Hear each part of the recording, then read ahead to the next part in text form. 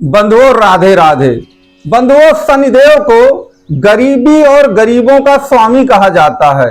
दुख, कष्ट, पीड़ा, कर्ज, मुकदमा, ये सब शनि के साथ जुड़े हुए हैं। और याद रखिएगा, जब शनि की 7.5 आती है ना, तो शनि से संबंधित जितना दुख, गरीबी, कष्ट, मुकदमा सब कुछ एक्टिवेट हो जाता है। और मेष राशि के जातकों के लिए वह सबसे ज्यादा घातक होता है। तो आज की इस वीडियो में हम ये चर्चा करेंगे कि आखिरकार 7.5 जो है वह मेष राशि के लिए ही क्यों सबसे ज्यादा खतरनाक होती है, और ऐसा हम कौन सा ब्रह्मास्त्र चला दें ताकि ये 7.5 जो है वो पूरी तरह से स्वाहा हो जाए और इसके दुख और कष्टों से हमें हमेशा के लिए छुटकारा मिल जाए। तो उसके लिए सबसे पहले आप ये बताइए कि आपकी कुंडली के लिए 7.5 क्यों सबसे ज्यादा खराब है। मेष राशि के लिए ही 7.5 सबसे ज्यादा खराब क्यों होती है, तो उसका कारण समझ लीजिए कि मेष राशि में शनिदेव नीच के होते हैं, इसलिए वह मेष राशि के जातकों को सबसे ज्यादा दंडित करते हैं। तो जब भी 7.5 आएगी, याद रखिएगा सबसे ज्यादा जो दंड है 12 राशियों में से वह मेष राशि को मिलता है। और मेष राशि के लिए 7.5 किसी अभिशाप से, किसी त्रासदी से कम नहीं है। तो आपको इससे बचने के लिए क्या करना है, तो सबसे पहले आप ये बताइए कि आपकी 7.5 कब आती है, उसका कारण क्या है आखिरकार, आप पहले हमें ये बताइए। तो याद रखिए 7.5 तभी आती है कि जहां पर चंद्रमा आपका विराजमान है। आपकी मेष राशि ये इसीलिए है क्योंकि चंद्रमा मेष में विराजमान है जहां पर 1 नंबर लिखा है। तो जैसे ही शनिदेव 1 नंबर से 1 भाव पहले, 1 नंबर से 1 भाव पहले कौन होगा, 12वां भाव होता है वो, क्योंकि कुंडली में 12 भाव होते हैं। तो जहां पर मीन राशि आपकी लिखी होती है 12 नंबर, जहां शनिदेव वहां पर आ गए तो याद रखिए वहीं से आपकी 7.5 शुरू हो गई। और वहीं से 7.5 शुरू हो गई तो 12वां भाव नुकसान और अपव्यय का है। तो वहीं से आपके जीवन में दुखद घटनाएं और नुकसान और अपव्यय शुरू हो जाता है। तो आपको एक कॉन्सेप्ट ये याद रखना चाहिए कि जब भी शनिदेव चंद्रमा से 1 भाव पहले आएंगे तभी आपकी 7.5 शुरू होगी।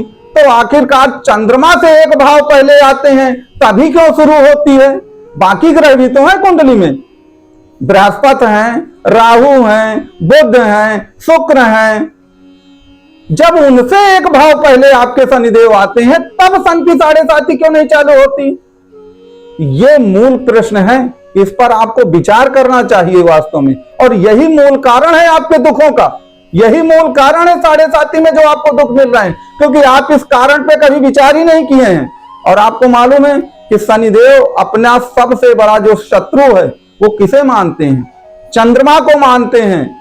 भले ही आपसे कोई कुछ भी कहे कि नहीं तो शनिदेव के सबसे बड़े शत्रु तो मंगल हैं, राहु हैं, बुध हैं, शुक्र हैं, कुछ भी कहें, लेकिन याद रखिएगा सबसे बड़े जो शत्रु हैं शनिदेव के वो चंद्रमा हैं। क्योंकि शनि ने जीवन में जितनी गरीबी झेली है, अपमान, पीड़ा, तिरस्कार झेला है, उसके लिए दोषी चंद्रमा ही रहे हैं। वो कहानी बहुत लंबी है, कभी उस पर भी चर्चा करेंगे कि वो क्यों दोषी हैं आखिरकार। तो शनि चंद्रमा को दंडित करने आते हैं। और याद रखिए जब वो चंद्रमा को दंडित करते हैं तो चंद्रमा को लिक्विडिटी कहा गया है, हार्ड कैश कहते हैं चंद्रमा को। तो याद रखिए हार्ड कैश जब जाएगा तो जीवन में गरीबी आएगी, दुख आएंगे, कर्जे आएंगे, क्योंकि इस कलयुग में बिना हार्ड कैश के तो कुछ होना नहीं है। पहली बात तो ये याद रखिएगा। दूसरी बात, चंद्रमा की राशि क्या होती है, चंद्रमा की राशि होती है कर्क। और आपकी कुंडली में कहां पर कर्क पड़ेगा, 4th भाव की राशि होती है, 4 नंबर लिखा रहता है। तो 4 नंबर मेंटल पीस का है, आपके मन और दिल का है। तो मन के हारे हार है और मन के जीते जीत है। जब भी शनि की 7.5 आएगी सबसे पहले मन तोड़ दिया जाता है। मन से आप इतना टूट जाते हैं कि आपको लगता है कि भगवान अब इस जीवन में मेरा कुछ नहीं होने वाला, मैं तो ऊपर चला जाऊं वही सबसे अच्छा है, ऐसे विचार आते हैं। तो आपको अपनी कुंडली में जब भी 7.5 आए बस एक ही काम करिए, चंद्रमा को सुधार लीजिए, क्योंकि चंद्रमा को ही दंडित करने आए हैं। और चंद्रमा चूंकि दंडित हो रहा है आपकी कुंडली में, याद रखिए वही मूल कारण है आपके दुखों का। क्योंकि हमारी एक आदत सी पड़ गई है ना कि हमारे दिमाग में हमेशा शनि है, राहु है, बृहस्पति है, मंगल है, यही घुसे हुए हैं। चंद्रमा के बारे में तो हम कभी सोचते ही नहीं। अगर चंद्रमा मजबूत होगा तो आपका मन मजबूत होगा, मन मजबूत होगा तो दुनिया की बड़ी सी बड़ी जो मुसीबत है वो आपको बिल्कुल समझ में ही नहीं आएगी। मन ही तो आपका टूटा हुआ है।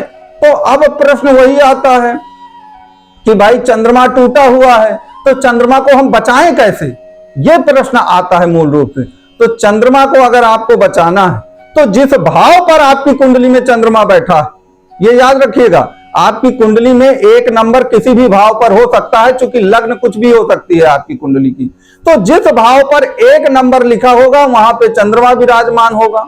हम एक उदाहरण देते हैं कि मान लीजिए आपकी कुंडली में चंद्रमा सप्तम भाव पर बैठा है तो वहां पर एक नंबर जरूर लिखा होगा आपका।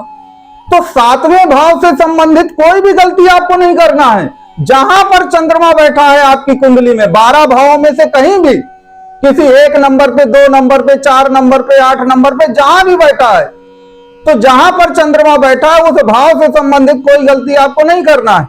अगर उस भाव से संबंधित आपने गलती नहीं की तो आपने अपने चंद्रमा को बचा लिया, मजबूत कर लिया। चंद्रमा मजबूत हो जाएगा, 7.5 अपने आप कमजोर हो जाएगी, स्वाहा हो जाएगी, खल्लास हो जाएगी। अभी जैसे हमने बताया कि चंद्रमा मान लीजिए 7वें भाव पर बैठा है तो 7वां भाव व्यापार और पार्टनरशिप का है और वैवाहिक जीवन का है। तो आपको किसी के साथ पार्टनरशिप करते समय व्यापार में बहुत सावधान रहना। नहीं, याद रखिएगा, वह पार्टनर आपको धोखा देके चला जाएगा और वो धोखा देके चला गया, अब आप उसे ढूंढ रहे हैं, लोगों से कह रहे हैं कि मेरा पैसा वो खा गया, मुझको तो धोखा दे गया। तो चंद्रमा वहां पे कमजोर हो गया। इसके अलावा 7वां भाव वैवाहिक जीवन का है। अगर आप वैवाहिक जीवन के प्रति ईमानदार नहीं हैं, पत्नी से लड़ाई झगड़ा करते हैं, अपमानित करते हैं, डाइवोर्स की बातें करते हैं या डाइवोर्स में चले ही गए हैं, तो भी आपका चंद्रमा खराब हो जाएगा। चंद्रमा खराब हो जाएगा तो याद रखिए जीवन में कोई तरक्की नहीं मिलेगी। क्यों? क्योंकि 7.5 में चंद्रमा अगर खराब है तो पूरी कुंडली आपकी खराब मानी जाएगी। इस बात को ध्यान दीजिएगा।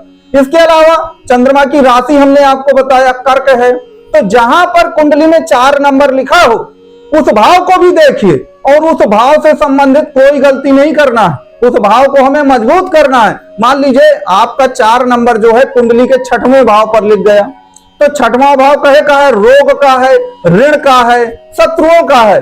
तो अगर वो कर्ज का भाव है, अगर आपने जरूरत से ज्यादा कर्ज लिया या दिया किसी को, तो याद रखिए फिर आपका चंद्रमा कमजोर हो गया, फिर आपको दिक्कतें आएंगी।